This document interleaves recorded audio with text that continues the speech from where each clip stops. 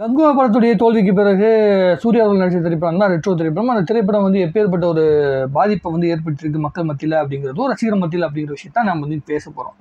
சூர்யா அவர்களுக்கு மிகப்பெரிய கம்பேக் தேவைப்படுச்சு. எதற்கும் துணிவான படத்துக்கு பிறகு கங்குவா படம் மூலமாக பெரிய கம்பேக் கிடைக்கும் அப்படின்னு சொல்லி வந்து எல்லாருமே எதிர்பார்த்து காட்டிருந்த நேரத்தில் இந்த திரைப்படம் வந்துச்சு அப்படிங்கும்போது ஒரு எதிர்பார்ப்பு இருந்துச்சு. நானும் வந்து ப்ரிவியூ வீடியோ கூட போட்டேன். அதுக்கப்புறமேட்டு தேட்டரில் போய் பார்க்கறதுக்கான வாய்ப்பு இன்றைக்கி தான் கிடைச்சி 2 படம் பார்த்துட்டு வந்தேன். 2 படத்துக்கு உண்டான வாய்ப்புகள் கிடைச்சிது. ஒன்று டூரிஸ்ட் ஃபேமிலி, இன்னொன்று வந்து ரெட்ரோ. ஸோ ரெட்ரோ திரைப்படத்தை பொறுத்த வரைக்கும் கார்த்திக் சுப்புராஜ் அவர்கள் வந்து சூர்யா வச்சு ஒரு பெரிய சம்பவத்தை பண்ண முயற்சி பண்ணியிருக்காரு. அந்த சம்பவத்தில் ஒரு எந்தளவுக்கு வெற்றி அடைஞ்சிருக்காரு அப்படிங்கிற விஷயத்தை தான் நம்ம வந்து பார்க்க போகிறோம். கதைப்படி வந்து பார்த்திங்கன்னா சூர்யா அவர்கள் வந்து பார்த்திங்கன்னா வந்து அனாதையாக இருக்கார். ஒரு அடியாளோட பையனாக வந்து பார்த்திங்கன்னா இருக்கிறாப்புல. அவர் வந்து பார்த்திங்கன்னா நம்முடைய ஜோஜு ஜார்ஜுக்கிட்ட வந்து பார்த்திங்கன்னா பையனாக வளர்றாரு. அதாவது வளர்ப்பு பையனாக வளர்த்தப்படுறாரு. அப்புறம் அடிதடிக்குள்ளே போகிறாரு. அதுக்கப்புறமேட்டு அவர் வாழ்க்கையில் வந்து காதலில் வந்து விழுறாரு. காதலில் விழுந்த பிறகு அது என்ன நடக்குதுன்னா, அந்த காதல் அப்படிங்கிற அந்த விஷயம் வாழ்க்கைக்குள்ளே வந்தோடனே தனக்குன்னு ஒரு பிடிப்பு வந்து வாழ்க்கையில் வருது. அப்போ அவர் என்ன யோசிக்கிறாருன்னா, இந்த காதலேருந்து விட்டுறக்கூடாது. இந்த அடிதடி அப்படிங்கிற விஷயம் வந்து நம்மளுக்கு நிம்மதியை கொடுக்கவே இல்லை. எந்த ஒரு உறவுமே உண்மையான உறவாக இல்லை. அவங்களுடைய அம்மாவோட உறவு, அதாவது வளர்ப்பு தாயுடைய உறவு மட்டும் தான் உண்மையான உறவாக இருந்திருக்கு. அப்பா வந்து பார்த்தீங்கன்னா வெறும் இவரை வந்து அடியாள் அப்படிங்கிற ஒரு இடத்துக்குள்ளே வச்சு தான் வந்து பார்த்துட்டு இருக்கிறாரு அப்படிங்கிற மாதிரி தான் ஒரு இதை வந்து உருவாக்கியிருக்காங்க. கதை அப்படியே நகருது. இன்ட்ரோ வரைக்கும் வந்து பார்த்திங்கன்னா நல்லா போகுது.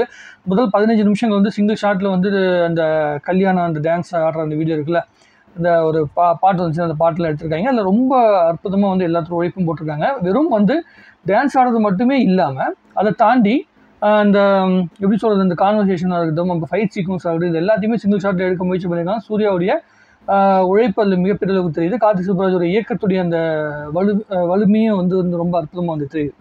சரி, கதையை வந்து இன்ட்ரோல் வரைக்கும் கொஞ்சம் அடிச்சு பிடிச்சி ஓடுது. ஸோ செகண்ட் ஹாஃபில் வந்து பார்த்தீங்கன்னா கதை வந்து பிக்கப் ஆயிடும் அப்படிங்கிற நம்பிக்கையில் வந்து நம்ம உட்காந்து காத்துட்டு இருந்தா உடனே வந்து ஒரு பெரிய கிராமத்தில் இருக்குன்றாங்க, தனிப்பட்ட ஒரு தீவு இருக்குன்றாங்க. அந்த தீவில் வந்து பார்த்திங்கன்னா இன்னும் மன்னராட்சி நடந்துட்டு இருக்குன்றாங்க. ஸோ பல பேர் வந்து அடிமைப்படுத்தி கொத்தடிமை வச்சுருக்காங்க அப்படின்ட்டு இருக்காங்க. அந்த கொத்தடிமை கூட்டத்துலேருந்து வந்து உருவான ஆட்கள் இருக்காங்களா, அவங்களுக்குள்ளே வந்து ஒரு போட்டி வைக்கிறாங்க. அதாவது அடிமைகளுக்கும் அதுக்கப்புறமேட்டு அந்த ராஜாவுடைய அந்த படை ஆட்கள் இருப்பாங்களா, அவங்களுக்கு அந்த கிளாடியேட்டர் படம் இருக்குல்ல, அதில் வர மாதிரி சண்டை போட்டுட்டு இருக்காங்க.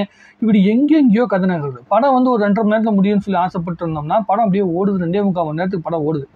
கார்த்திக் சுப்புராஜ் அவர்கள் வந்து ஒரு புதுமையான ஒரு கதையை வந்து சொல்ல முயற்சி பண்ணியிருக்காரு. அவர் என்ன பண்ணுறாருன்னா, ஆகுனா படம் வந்து எடுக்கும்போது நீங்கள் வந்து ஆக்ஷன் ஓரியன்டாக போனால் ஆக்ஷன் ஓரியன்டாக போயிடலாம், இல்லை பேட்டை படம் மாதிரி.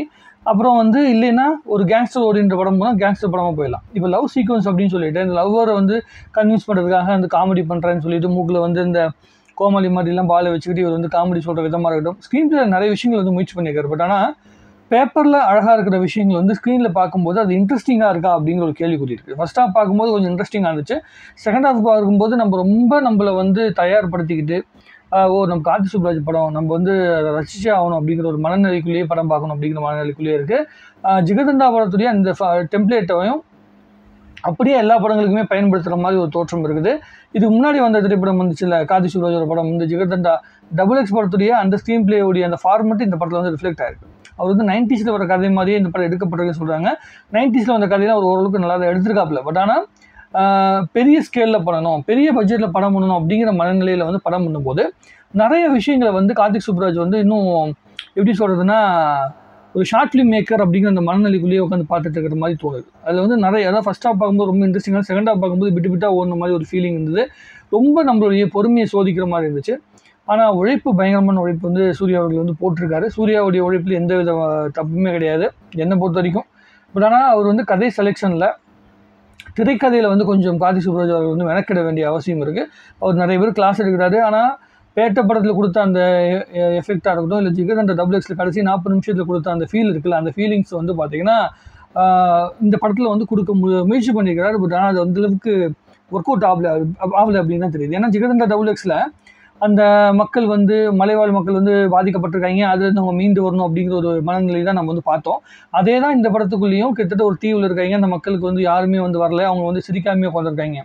எதுக்கு வந்து சூர்யா அவர்கள் பாட்டில் சிரிக்காமல் இருக்கார் அப்படிங்கிறதுக்கான ஒரு காரணம் கொடுத்துருக்காங்க. அந்த காரணம் வந்து ரொம்ப எப்படி சொல்கிறதுன்னா, ஒரு ஷார்ட் ஃபிலிம் பார்க்கும்போது ரொம்ப அற்புதமாக இருக்கும். ஒரு கதையாக பார்க்கும்போது நிறைய கிராஃப்டிங்லாம் இருந்தால் கூட, ஒரு வேளை அவார்டு ஃபிலிமுக்கு போனால் சில அவார்டுகள் கிடைச்சால் கூட, பட் ஆனால் அந்தளவுக்கு அழுத்தமாக இல்லை. இன்னொரு முக்கியமான விஷயம், இந்த படம் வந்து சரியாக வந்து மனசில் உட்காரது காரணம் என்ன, பிரகாஷ் ராஜ் இருக்காப்புல, பெரிய பெரிய ஆர்டிஸ்ட்லாம் இருக்கிறாங்க. பட் ஆனால் அப்புறம் இந்த ஜோஜு ஜார்ஜ் இருக்கப்பல அவருடைய கேரக்டர்லாம் பலமாக தான் இருக்குது. பட் ஆனால் வில்லனா ஒரு பையனை வந்து காட்டுறாங்க. நாசர் அவர்கள் வந்து பார்த்தீங்கன்னா வீல் சேரில் உட்காந்துட்டாப்புல. அப்புறம் அவருடைய பையனா வர ஒருத்தன் வந்து பார்த்தீங்கன்னா பயங்கரமாக சண்டை போடுறான். சூர்யாவுடைய உடம்பளவில் அந்த பில்ட் பண்ணதில் பாதி கூட அந்த பையன் இல்லை. அப்புறம் அங்கே இருக்க அடியாட்களில் பாதி கூட அந்த பையன் இல்லை. அந்த பையன் பண்ணுற அழிச்சாட்டம் பயங்கரமாக இருக்குது. அவனுடைய உருவத்துக்கும் அவருடைய ஆக்டிங்க்கும் வந்து ஒன்றும் பெருசாக ஒர்க் அவுட் ஆகாதமாக ஒரு சூழ்நிலை தான் உருவாயிருக்கு அப்படின்னு நினைக்கிறேன். சூர்யா அவர்கள் வந்து இன்னும் மெனக்கெடல்களை அதாவது கதை செலக்ட் பண்ணுறதுல இருக்க மெனக்கெடல்களை வந்து அதிகப்படுத்தணும். கார்த்திக் சுப்ராஜ் அவர்கள் வந்து இந்த டெம்ப்ளேட்லேருந்து கொஞ்சம் விலகி படம் வந்து யோசிக்கணும்னு நினைக்கிறேன். ரொம்ப குறிப்பாக கார்த்திக் சுப்ராஜ் அவர்கள் வந்து 2 மணி நேரம் இல்லை 2.25 மணி நேரத்தில் ஒரு படத்தை முடிச்சாருன்னா அதை விட பெஸ்ட் படம் எதுவுமே கிடையாது.